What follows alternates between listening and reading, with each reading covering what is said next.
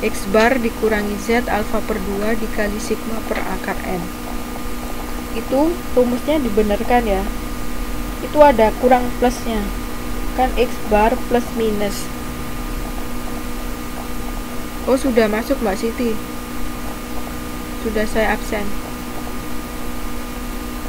Kemudian dimasukkan ke rumusnya itu sehingga didapatkan nilai mu itu berada di antara 33,92 dengan 38,68. Coba dihitung dulu. Kalau nggak bisa ngitungnya, tolong ditanyakan mana yang nggak bisa.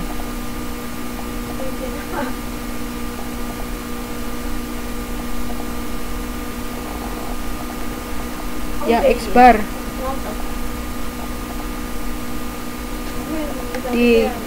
dijawab titik 2 X bar itu ditambahi plus, karena kan dia rumusnya plus minus. Yang ini kurang plus minus ya, yang di PPT kurang plusnya. Karena dia interval berarti kan daerah ya, kayak garis gitu.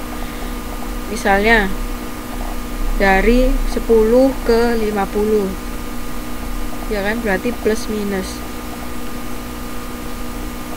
Hanya menambahi nilai plusnya, kemudian dimasukkan ke rumus, nanti didapatkan hasilnya 33,92 hingga 38,68. Coba dihitung dulu. Kalau ada yang nggak bisa, tolong ditanyakan.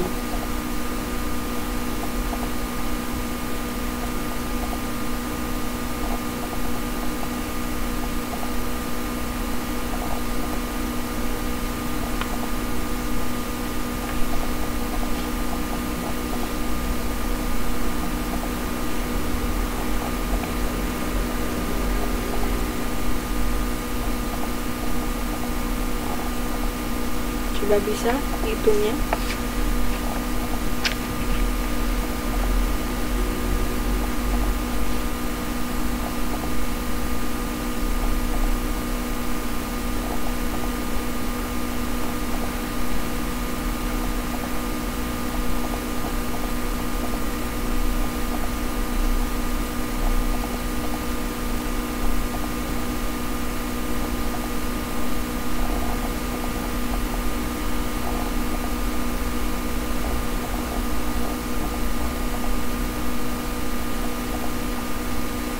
Oke.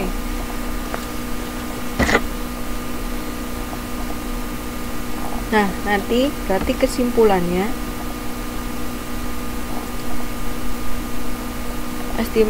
interpretasinya ya. Hasil estimasi peneliti tersebut bisa dikatakan bahwa hasil peneliti memiliki 95% kemungkinan bahwa nilai rata-rata di populasi akan berada pada interval 33,92 sampai 38,68.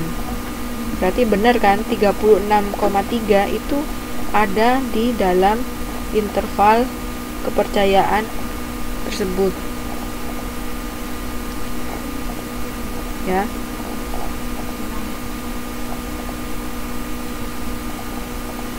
Oke, kalau sudah ke penetapan besaran sampel. Besaran sampel itu sebaiknya yang sebesar mungkin dengan mempertimbangkan faktor-faktor sebagai berikut.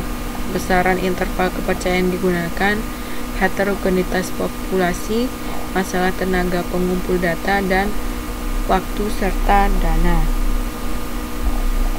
Jadi sebenarnya sampel yang kita gunakan itu akan lebih baik jika besar, tetapi kan ada beberapa kesulitan yang biasanya. Oh iya, Mbak Novi, selamat datang Mbak Novi Susanti. Kesulitan yang kita hadapi ketika kita mengumpulkan sampel yang besar. Nah, untuk itu karena kita mempertimbangkan faktor-faktornya, berarti kita tidak bisa mengambil sampel sebesar mungkin. Jadi disesuaikan ya, disesuaikan dengan interval kepercayaannya, heterogenitas populasinya, kemudian masalah tenaganya, waktu, serta dananya. Kemudian kita lanjut ke statistik, uji statistik hipotesis di halaman 6.16.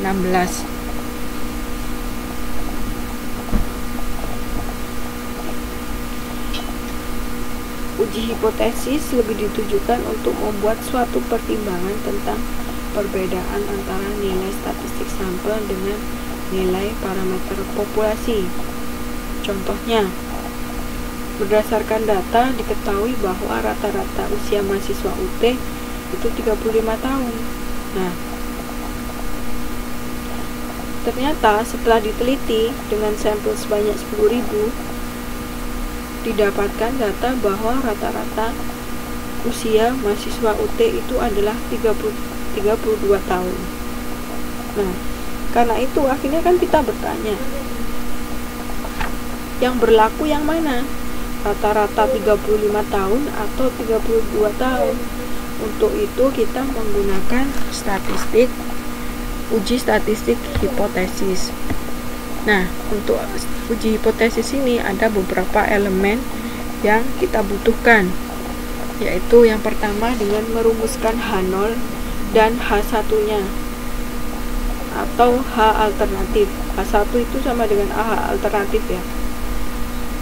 Kemudian memilih uji statistik yang sesuai, melakukan perhitungan, mengambil keputusan dan kesimpulan.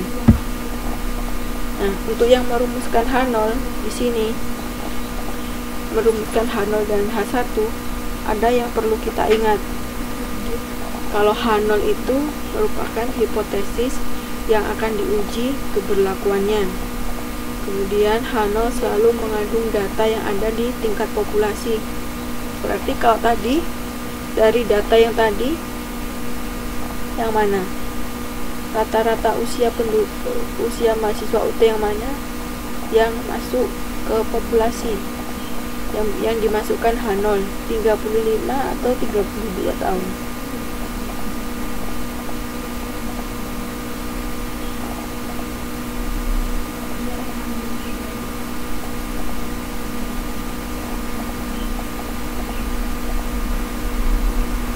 Kan tadi sudah saya jelaskan bahwa H1 itu adalah H alternatif, yaitu HA.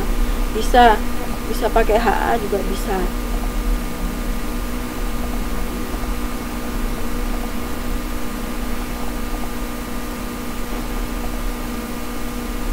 Ya, nggak apa-apa Mbak. Kalau nggak ngerti ditanyakan saja. Berarti berapa? H0-nya berarti pakai yang mana? Yang 35 tahun atau 32 tahun?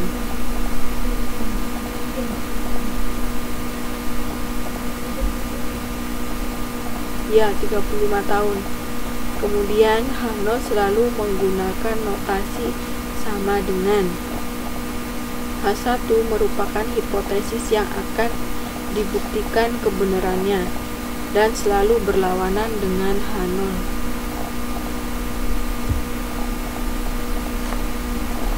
Kemudian yang kelima, H1 selalu mengandung data di tingkat sampel dan H1 selalu menggunakan notasi tidak sama dengan, kurang dari, serta lebih dari. Nah, karena yang bingung di mana Mbak Depi?